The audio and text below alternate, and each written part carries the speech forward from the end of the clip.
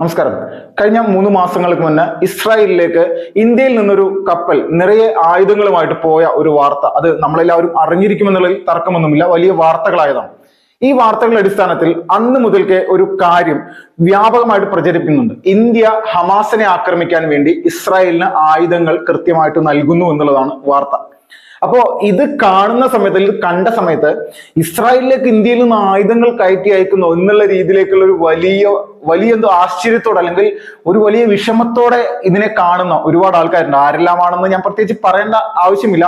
Hamas എന്ന് പറയുന്ന ഭീകരവാദ സംഘടനയെ പിന്തുണക്കുന്ന നിരവധി ആളുകൾ, പ്രത്യേകിച്ച് കേരളത്തിലേക്കാണ് ഇതിലെ വലിയ വേദനയുള്ള ആളുകളുള്ളത്. അപ്പോ ഇവരുടെ എല്ലാം കണ്ണിൽ ഇത് ഒരു വലിയ അപരാധമാണ് എന്നുള്ള രീതിയിലേക്കായിരുന്നു സംഭവിച്ചിരിക്കും. ഇന്ത്യ അത് പരസ്യമായിട്ട് ഇസ്രായേലിന് ആയുധം കൊടുക്കുന്നോ അല്ലെങ്കിൽ ഇന്ത്യയിൽ നിന്ന് ആയുധം ഇസ്രായേൽ വാങ്ങിക്കുന്നു, ഇസ്രായേലോ രണ്ട് രാജ്യങ്ങളും സമ്മതിക്കാത്തൊരു സാഹചര്യമുണ്ട്. പക്ഷെ നമ്മളെല്ലാവരും ചിന്തിക്കുന്നത് ഇന്ത്യയും ഇസ്രായേലും തമ്മിൽ ഇങ്ങനെ ആയുധങ്ങൾ പരസ്പരം കൈമാറുന്ന തരത്തിലേക്കുള്ള എന്തെങ്കിലും കരാറുണ്ടോ എന്നുള്ള ഒരു കാര്യമുണ്ട്. അപ്പോ ഇതുമായി ബന്ധപ്പെട്ടുകൊണ്ട് മുതിർന്ന മാധ്യമ പ്രവർത്തകനായിട്ടുള്ള മാത്യു സാമുവൽ സാർ ഒരു വീഡിയോ ചെയ്തിട്ടുണ്ട്. അദ്ദേഹം അതിൽ കൃത്യമായിട്ട് പറയുന്നുണ്ട് എന്ത് എങ്ങനെ എന്നുള്ളത്. ഇന്ത്യ ഇസ്രായേൽ ബന്ധം ഇത് കാർഗിൽ യുദ്ധത്തോട് അനുബന്ധിച്ച് തന്നെ, അല്ലെങ്കിൽ കാർഗിൽ യുദ്ധത്തിന് ശേഷം ഇന്ത്യയും ഇസ്രായേലും തമ്മിൽ ഒരു ഗംഭീരമായിട്ടൊരു കരാറിൽ ഒപ്പുവെച്ചിട്ടുണ്ട് എന്നാണ് പറയുന്നത്. അദ്ദേഹം ഈ ഒരു റിപ്പോർട്ട് അദ്ദേഹത്തിന് കിട്ടുന്ന ഒരു മുതിർന്ന സൈനിക ഉദ്യോഗസ്ഥന്റെ ഭാഗത്ത് നിന്ന് ലഭിച്ചു എന്നുള്ളതാണ് അദ്ദേഹം പറയുന്നത്. ഇതിലെ അടിസ്ഥാനപരമായിട്ട് നോക്കിക്കഴിഞ്ഞാൽ ഇന്ത്യ പാകിസ്ഥാനുമായിട്ട് യുദ്ധത്തിൽ ഏർപ്പെടുന്ന സമയത്ത് ഇന്ത്യയുടെ മിറാഷ് അടക്കമുള്ള പ്രധാനപ്പെട്ട വിമാനങ്ങളിൽ അല്ലെങ്കിൽ യുദ്ധവിമാനങ്ങളിൽ അത്യാധുനികമായിട്ടുള്ള പല സംഭവങ്ങളും ഘടിപ്പിക്കാൻ, മിസൈൽ ആണെങ്കിലും വലിയ രീതിയിലുള്ള ഗംഭീരമായിട്ടുള്ള ബോംബുകളൊക്കെ ഘടിപ്പിക്കാൻ വേണ്ടി ഇസ്രായേലിൽ നിന്ന് ഇതിന് പ്രത്യേകം തയ്യാറായിട്ടുള്ള ആളുകൾ വന്ന് ഇന്ത്യയെ ഹെൽപ്പ് ചെയ്തിരുന്നു. അതോടൊപ്പം തന്നെ പല മേഖലകളിലും ഇപ്പോ മലയുടെ മുകളിൽ ഒളിച്ചിരിക്കുന്ന തീവ്രവാദികളും അതോടൊപ്പം തന്നെ പാകിസ്ഥാൻ പട്ടാളക്കാരും ഇവരെ ആക്രമിച്ച് കീഴ്പ്പെടുത്താനായുള്ള പല സംവിധാനങ്ങളും അന്ന് ഇസ്രായേൽ ഇന്ത്യക്ക് കൈമാറിയിരുന്നു. അപ്പൊ അതിനുശേഷം ഇന്ത്യയും ഇസ്രായേലും തമ്മിലൊരു കരാറിൽ ഏർപ്പെട്ടിരിക്കുന്ന കാര്യം എന്ന് വെച്ചാൽ ഏത് പ്രതിസന്ധി ഘട്ടങ്ങളിലാണെങ്കിലും ഇന്ത്യ കൃത്യമായിട്ട് ആയുധങ്ങൾ ഇസ്രായേലിന് കൈമാറണം എന്നുള്ള ഒരു കരാറാണ്. അപ്പോൾ അത് തന്നെ ഇസ്രായേലിന് ഇങ്ങോട്ടും ഇന്ത്യ ഏതെങ്കിലും തരത്തിലുള്ള യുദ്ധത്തിലോ മറ്റു സംഭവങ്ങളിലോ ഏർപ്പെട്ട് കഴിഞ്ഞാൽ ഇന്ത്യക്ക് ഇതുപോലെ തന്നെ ആയുധങ്ങൾ ഇസ്രായേൽ കൈമാറണം. അപ്പോൾ ഇസ്രായേലിന്റെ ടെക്നോളജി വെച്ചുകൊണ്ട് ഇന്ത്യയിൽ ആയുധങ്ങൾ നിർമ്മിച്ചുകൊണ്ട് ഇന്ത്യയിൽ ഈ ആയുധങ്ങൾ സൂക്ഷിക്കുക എന്നുള്ള ഒരു നിലപാട്. അപ്പോൾ ഏത് സമയത്താണെങ്കിലും ഇന്ത്യയിൽ നിന്ന് ഇസ്രായേലിലേക്ക് ആയുധങ്ങൾ എത്തിക്കുക എന്നുള്ള കൃത്യമായിട്ടുള്ള ഒരു സംവിധാനം അത് ഈ രണ്ട് രാജ്യങ്ങൾ തമ്മിലുള്ള കരാറിൽ ഉണ്ട് എന്നുള്ളതാണ് പറയപ്പെടുന്നത്. അപ്പോൾ നമ്മളെല്ലാവരും മനസ്സിലാക്കുക, ഇന്ത്യ മഹാരാജ്യത്തിനെ അല്ലെങ്കിൽ ഇസ്രായേൽ എന്ന് പറയുന്ന രാജ്യത്തിനെ അല്ലെങ്കിൽ ഈ രണ്ട് രാജ്യങ്ങളെയും എതിർക്കുന്ന ആളുകൾ ഇതിനെ വലിയ രീതിയിൽ പ്രചരിപ്പിക്കുന്നുണ്ട്. അപ്പോ പ്രത്യേകിച്ച് ഹമാസ് എന്ന് പറയുന്ന ഒരു ഭീകരവാദ പ്രസ്ഥാനത്തിനെതിരെ ഇസ്രായേൽ കഴിഞ്ഞ 2023 ഒക്ടോബർ മാസം 7 തുടങ്ങി വെച്ചിട്ടുള്ള ഒരു വലിയ യുദ്ധം, ഈ യുദ്ധം ഇപ്പോഴും അവസാനിച്ചിട്ടില്ല. റഫേലാണെങ്കിലും ഗാസയിലാണെങ്കിലും ഗാൻ യൂനിസിലാണെങ്കിലും പാലസ്തീനിലെ പ്രധാനപ്പെട്ട ഇതുപോലെയുള്ള നഗരങ്ങൾ കേന്ദ്രീകരിച്ചുകൊണ്ട് ഇസ്രായേൽ സൈന്യം വ്യോമാക്രമണവും അതോടൊപ്പം കരമാർഗമുള്ള യുദ്ധങ്ങളൊക്കെ ഇപ്പോഴും നടത്തുന്നുണ്ട്. അവരുടെ കുറെ തുരങ്കങ്ങളിൽ കടൽ വെള്ളം നിറച്ച് വെച്ചുകൊണ്ട് അല്ലെങ്കിൽ അടിച്ചു കയറ്റിക്കൊണ്ട് പൂർണ്ണമായിട്ടും ഹമാസിന്റെ ഭീകര തലവന്മാരെ അടക്കം ഇല്ലായ്മ ചെയ്യുന്നു.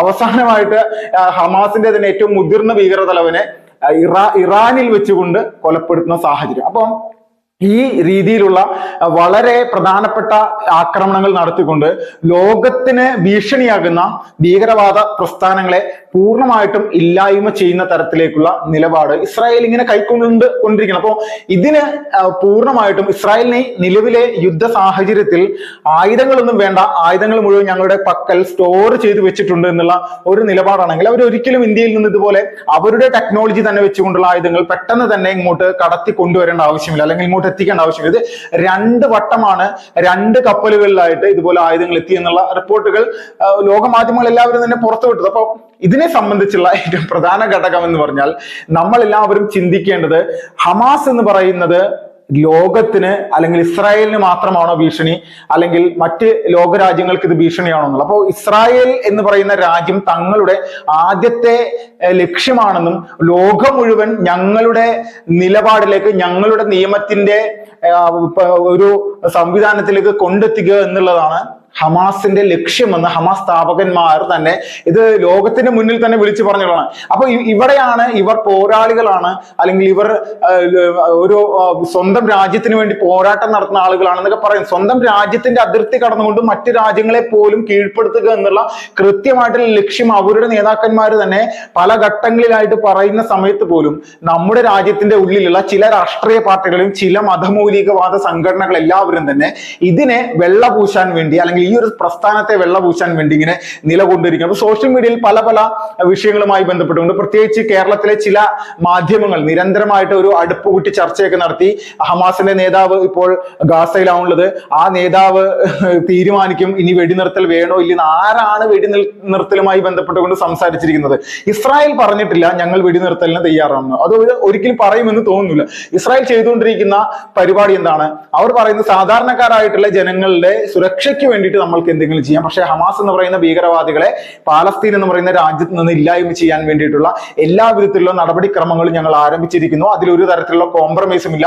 ആ വിഷയത്തിൽ എന്തെങ്കിലും തരത്തിലുള്ള ഒരു നിലപാടോ അല്ലെങ്കിൽ ആ വിഷയത്തിൽ ഏതെങ്കിലും തരത്തിലുള്ള ഒരു കോംപ്രമൈസിന് ഞങ്ങൾ തയ്യാറല്ല എന്ന് പലവട്ടം ഇസ്രായേലിന്റെ പ്രധാനമന്ത്രി തന്നെ പറഞ്ഞിട്ടുണ്ട്. അവരുടെ പ്രതിരോധ വിദഗ്ധന്മാർ, പ്രതിരോധ മന്ത്രി അടക്കം പറഞ്ഞിട്ടുണ്ട്. അപ്പോൾ ഇങ്ങനെ ഒരു സാഹചര്യമാണ് ലോകത്ത് നിലനിൽക്കുന്നത്. അപ്പോൾ ഇസ്രായേലിനെ സംബന്ധിച്ച് അവരുടെ ശത്രു രാജ്യങ്ങളെ അവർ തകർക്കാൻ ശ്രമിക്കുന്നത് സ്വാഭാവികമാണെന്നും, അല്ലെങ്കിൽ ഇസ്രായേലിന്റെ സുരക്ഷയ്ക്കോ ഇസ്രായേലിന്റെ ആയുധങ്ങൾക്ക് എന്തെങ്കിലും പോരായ്മ വന്നിട്ടുണ്ടെങ്കിൽ അതിൽ ഇന്ത്യയുടെ ഒരു സാന്നിധ്യം എപ്പോഴും ഉണ്ടാകുമെന്നുള്ളത് ഈ 2 കപ്പൽ നിറയെ ആയുധങ്ങൾ നിറച്ചുകൊണ്ട്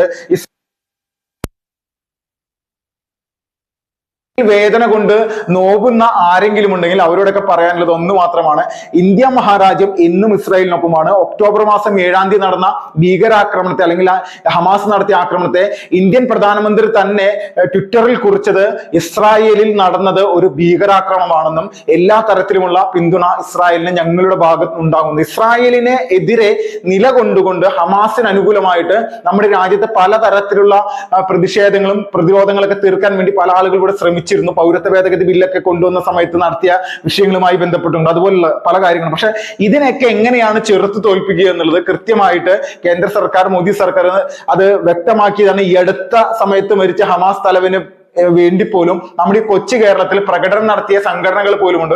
അപ്പൊ ഈ സംഘടനകളുടെയൊക്കെ അടിസ്ഥാനപരമായിട്ടുള്ള ലക്ഷ്യം ലോകം മുഴുവനും ഹമാസ് എന്താണോ ലക്ഷ്യം വെച്ചിരിക്കുന്നത് അത് നടപ്പിലാക്കുന്നതിന് വേണ്ടിയിട്ട് പിന്തുണ കൊടുക്കുക. അവരൊരു പോരാളികളാണ്. ആ പോരാളികളുടെ ലക്ഷ്യം ഇവിടെ നടപ്പിലാക്കുക എന്നുള്ളത് മാത്രമാണ്. അപ്പോൾ ഇങ്ങനെയുള്ള കാര്യങ്ങൾ ചെയ്തുകൊണ്ട് നമ്മുടെ ലോകത്തിന്റെ ഉള്ളിൽ, അല്ലെങ്കിൽ ലോകത്തെ മുഴുവൻ രാജ്യങ്ങളുടെ ഇടയിലും വലിയ പ്രതിസന്ധികൾ, വലിയ പ്രതിരോധങ്ങൾ തീർക്കുക എന്നുള്ള ഒരു ലക്ഷ്യമാണ് ഇവർ നടപ്പിലാക്കുന്നത്. അപ്പൊ ആ ലക്ഷ്യങ്ങളെല്ലാം ഇല്ലായ്മ ചെയ്തുകൊണ്ട് ലോക സമാധാനത്തിന് വേണ്ടി പ്രവർത്തിക്കുന്ന ഒരു രാജ്യമാണ് ഇസ്രായേൽ എന്നുള്ള തർക്കമില്ല. ഇസ്രായേലിന്റെ സമാധാന വിഷയങ്ങളുമായി ബന്ധപ്പെട്ടുകൊണ്ട് പരിശോധിച്ചാൽ മനസ്സിലാകും അവർ ആക്രമണം നടത്തുന്നത് ഭീകരവാദികൾക്ക് എതിരെയാണ്, സാധാരണക്കാർക്ക് നേരെയല്ല.